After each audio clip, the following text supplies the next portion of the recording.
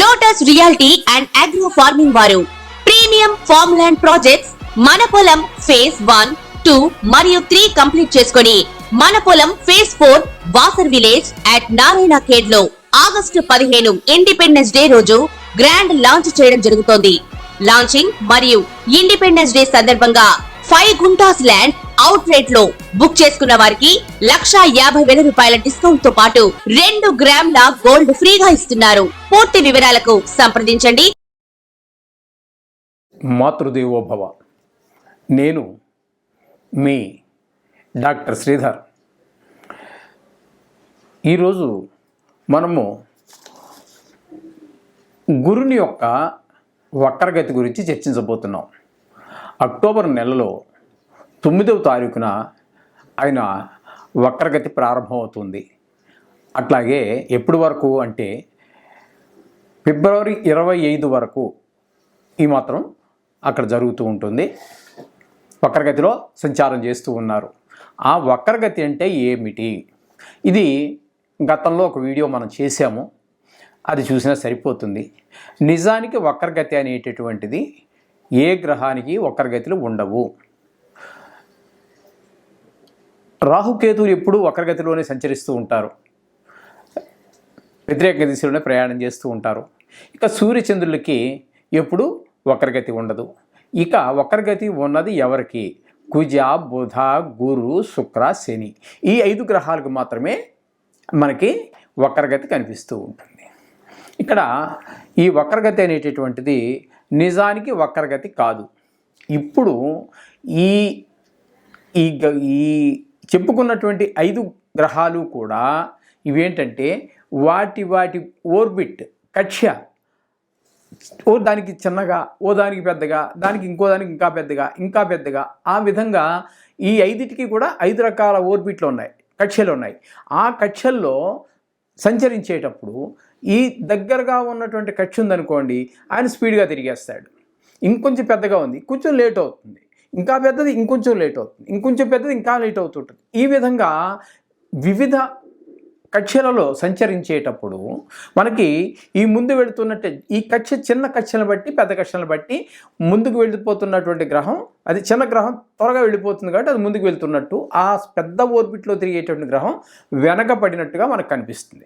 నిజానికి ఏ గ్రహానికి వక్రగతి ఉండదు.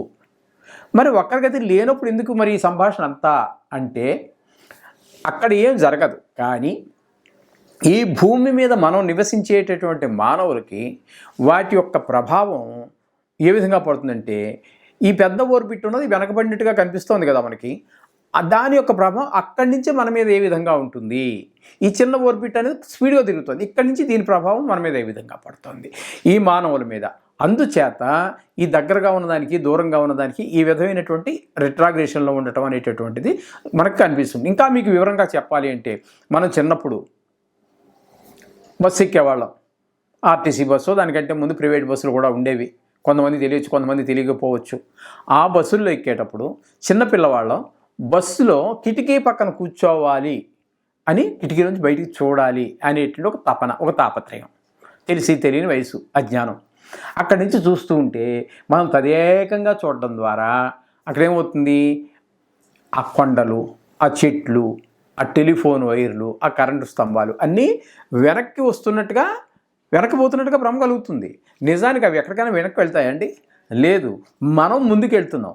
మనం తదేకంగా చూడడం వల్ల కొంత అజ్ఞానం వల్ల, అంటే అజ్ఞానం అంటే మరో రకం దూషణ కాదు, మనకు తెలియనితనం, చిన్న వయసు, తెలిసి తెలియనటువంటి వయసు కాబట్టి అవన్నీ మనకి వెనక్కి వెళ్ళిపోతున్నట్టుగా కనిపిస్తూ ఉంటుంది. ఈ విధంగా మనకి అది రిట్రాగ్రేషన్గా మనం తెలియజేస్తున్నాం. ఆ దూరాన్ని బట్టి, ఆ దగ్గరను బట్టి దాని యొక్క ప్రభావం మనుషుల మీద తప్పకుండా ఉంటుంది. నిజానికి వక్రగతిలో లేవు, కానీ దాని ప్రభావం అది ఉన్నటువంటి స్థానాన్ని బట్టి వాటి యొక్క ప్రభావం మన మీద పడుతూనే ఉంటుంది. ఈ విధంగా దీన్ని మనం వక్రగతి అన్నాం. అయితే ఈ వక్రగతి వలన వచ్చేటువంటి మానవుడికి వచ్చేటువంటి ఫలితాలు ఏ విధంగా ఉంటాయి? ఇప్పుడు మన జీవితం మొత్తమంతా గ్రహాల యొక్క దృష్టి మన మీద పడటం ద్వారానే కదండి నడుస్తుంది, శుభం జరిగినా అశుభం జరిగినా కూడా. అయితే ఇక్కడ మనకు ఇప్పుడు ఈ వక్రగతి ద్వారా నడిచేటటువంటి ఆ గ్రహం యొక్క ప్రభావం మన మీద ఏ విధంగా ఉంటాయి వక్రగతిలో ఉన్నటువంటివి అనేటువంటి పెద్ద చర్చనీయాంశం. ఇది నిజానికి చెప్పాలి అంటే ఈనాటికి కూడా ఆనాడు ఋషీశ్వరులే దీని గురించి చాలా కాంట్రవర్సీ ఉంది. దాన్ని పరిగణలో తీసుకోవాల్సిన పని లేదని కొంతమంది చెప్పారు, తీరాలని కొంతమంది చెప్పారు. ఏదేమైనప్పటికీ అది ఒక కాంట్రవర్సీ బిట్గా ఉండిపోయింది. కాకపోతే మన అనుభవాలను కూడా మనం పరిగణలోకి తీసుకోవాలి. ఇప్పుడు నా జాతకంలోనే ఉచ్చెలో ఉన్నాడు గురుడు కర్కాటకంలో, బట్ వక్రించి ఉన్నాడు. ఆ పీరియడ్లో నాది బాల్యం. అప్పుడు బాల్యంలో నేను చాలా కష్టాలే పడ్డాను ఆయన పీరియడ్ అంతా కూడా. ఎందుకంటే ఉచ్చెలో ఉన్నటువంటి గ్రహం కనుక వక్రిస్తే నీచ గ్రహం యొక్క ఫలితాన్ని ఇస్తుంది అని చెప్పడం జరిగింది కొంతమంది. అలాగే నీచలో ఉన్నటువంటి గ్రహం కనుక వక్రిస్తే ఉచ్చెలో ఉన్న గ్రహం యొక్క ఫలితాన్ని ఇస్తుంది అని కూడా కొంతమంది చెప్పారు. అయితే ఇక్కడికి ఇది మనం ఫిక్స్ అయిపోవడానికి లేదండి. ఇక్కడి వరకు ఇలాగే మనం నిర్ణయం చేసుకోవడానికి అవకాశం లేదు. ఎందుకని అంటే మనకి రాశి చక్రంలో ఉచ్చులో ఉన్నాడు, వక్రించాడు, సరైన ఫలితాన్ని ఇవ్వట్లేదు కదా మనకి. కానీ అదే గ్రహం నవాంశంలోకి వచ్చాక నీచపడ్డాడే అనుకోండి, నీచపడితే అది అద్భుతమైన ఫలితాలు ఇస్తుంది మళ్ళీ. ఇవి కూడా అనుభవంలో చూసాం. మన అనుభవాన్ని కూడా మనం పరిగణించి జోడించి చూసుకోవచ్చు. ఇంచేత నా అభిప్రాయ ప్రకారంగా నేను చూసినటువంటి జాతకాల యొక్క ప్రభావం గురించి కూడా మనం చెప్పుకోవాలి. కాబట్టి ఉచ్చులో ఉన్నటువంటి గ్రహం వక్రిస్తే నీచకి పడుతోంది, నీచలో ఉన్నటువంటి గ్రహం వక్రించినట్టయితే ఉచ్చులో ఉన్నటువంటి ఫలితాన్ని ఇస్తుంది. కానీ ఇక్కడ మళ్ళీ మనం ఒకసారి చెప్పిందే మళ్ళీ చెప్తున్నాను.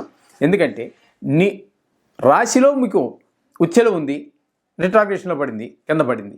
కానీ నవాంశంలోకి వచ్చినప్పుడు నీచబడింది, ఆ గ్రహం యోగిస్తుంది మళ్ళీ. ఇట్లాంటివి కొన్ని చాలా రకరకాల కాంట్రవర్సీలు ఉన్నాయి. ఖచ్చితంగా ఇదమిద్దంగా అని చెప్పి 100కి 100 కాళ్ళు బల్లగొద్ది చెప్పడానికి వీలు కానిటువంటి ఇది ఏదో ఉచ్చగ్రహం నీచగ్రహమే కాకుండా ఇప్పుడు ఈ గురువు శుక్రుల గురించి మనం తీసుకున్నట్టయితే అస్తంగత్వం వేరు. మళ్ళీ సూర్యుడికి అస్తంగత్వం అయిపోవటం, ఆ విధమైనటువంటి ఫలితాలు కూడా కొన్ని మనం పరిగణలో తీసుకోవాల్సి వస్తుంది. ఇది వక్రంలోకి సంబంధం ఏమీ కాదు. కానీ ఇక్కడ మిగతా గ్రహాలకి కొన్నిటికి స్తంభన ఉంటుంది, కొన్ని గ్రహాలకి స్తంభన ఉంటుంది.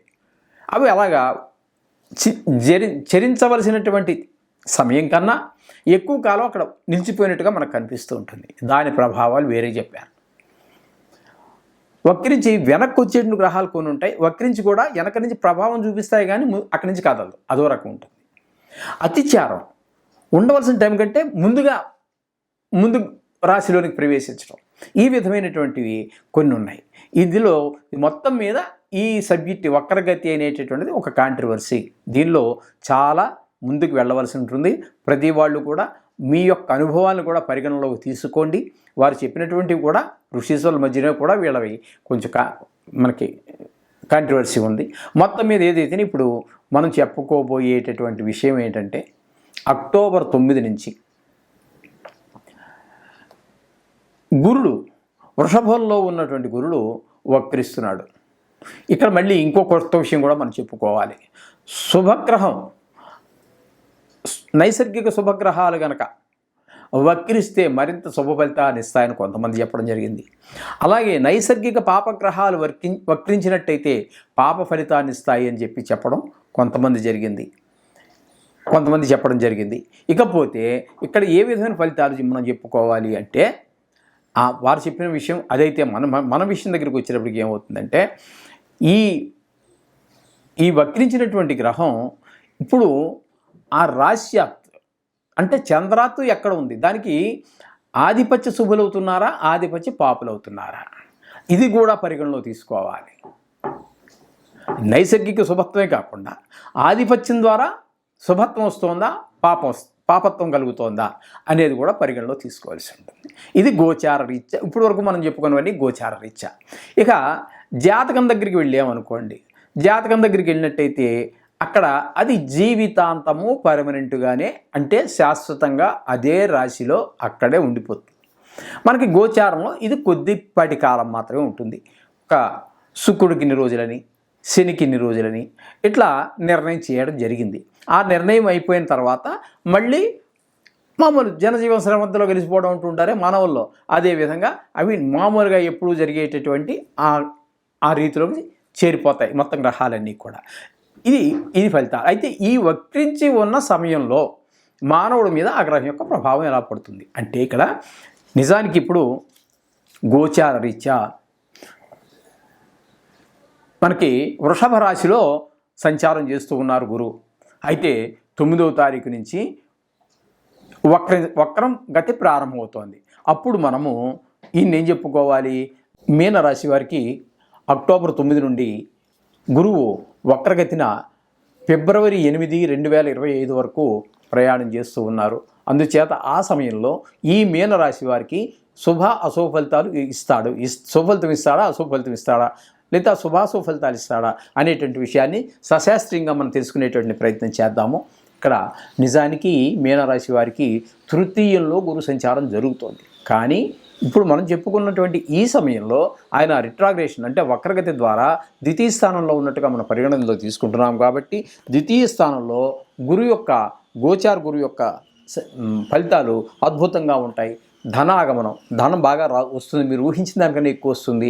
అలాగే కుటుంబంలో మంచి శాంతి సౌఖ్యాలన్నీ ఉంటాయి. భార్య, పిల్లలు అందరూ, తల్లి, తండ్రి, ఇంకా ఎవరైతే మీ కుటుంబంలో ఉన్నారో వారందరూ కూడా చాలా ఆహ్లాదంగా ఉండటం, వారు మీ మాట వినటం, వారి మాట మీరు వినటం, అలాగే వాక్కులో కూడా మంచి సౌమ్యత రావటము, అలాగే కొంచెం దేవుడి మీద భక్తి నిలబడటము ఇత్యాదులన్నీ కూడా మనకి ఈ ద్వితీయ స్థానంలో సంచారం వల్ల మనకి గురువు యొక్క సంచారం వల్ల లభిస్తూ ఉన్నాయి. ఇకపోతే ఇక్కడ 5వ స్థానం అంటే మీకు మీనం నుంచి 5వ స్థానం కర్కాటకం అవుతుంది. ఆ కర్కాటక రాశిలో మీద కూడా ఈయన యొక్క దృష్టి ప్రభావం పడుతూ ఉంటుంది, ప్రభావితం చేస్తుంది 5వ స్థానాన్ని కూడా. అక్కడ ఆ ప్రభావితం వల్ల ఏంటంటే పిల్లలు చాలా చదువు మీద దృష్టి పెట్టడము, మీరు చెప్పినట్టు వినటము, పిల్లలు దెబ్బలు తగిలించుకోకుండా ఉండటము, ఇట్లాంటివన్నీ కూడా మనకు జరుగుతూ ఉంటాయి. అలాగే గుళ్ళు, గోపురాలు ఇట్లాంటివి ఏదైనా యాత్రలు చేయటం కూడా జరిగే అవకాశం ఉంది. అలాగే 7వ స్థానాన్ని కూడా మామూలుగా అన్ని గ్రహాలకి ఉన్నట్టుగానే 7వ దృష్టి కూడా ఉన్న కారణంగా ఇంట్లో భార్య, పిల్లలతో అందరితోటి కూడా చక్కటి వాతావరణం అంతా నెలకొని ఉంటుంది. ఇక భాగ్యస్థానం దగ్గరికి కనుక వచ్చినట్టయితే భాగ్యస్థానంలో మనకి ఇక్కడ మీకు ఏదైతే మనం చెప్పుకున్నామో 5, 7 స్థానాలలో ఆ 2 స్థానాల్లో కలిగినటువంటి శుభాలన్నీ కట్టగట్టుకొని మనకి భాగ్యస్థానం అయినటువంటి ఈ వృశ్చిక రాశిలో మనకి వచ్చే భావాలన్నీ కూడా భాగ్యస్థానం చూస్తున్నాడు కాబట్టి అక్కడ కూడా శుభప్రదమైన ఫలితాలన్నీ వస్తాయి. అంచేత గురువు ఈ మీనరాశి వారికి అత్యంత అనుకూలమైనటువంటి ప్రదేశంలో మీకు శుభఫలితాలన్నీ కలగజేస్తున్నాడు. అందుచేత మీరు ఏదైనా మంచి ప్రయత్నాలు అంటే కొత్త ప్రయత్నాలు చేసినా, పాత ప్రయత్నాలు మధ్యలో ఆగిపోయిన వాటికన్నిటికీ గట్టిగా నిలబడి మీరు ప్రయత్నం చేసినట్టయితే చాలా చక్కటి ఫలితాలు పొందగలుగుతారు. ఈ విధమైన ఫలితాలన్నీ కూడా మనం మీనరాశి వారికి చెప్పుకోవచ్చు. శుభం భూయాత్.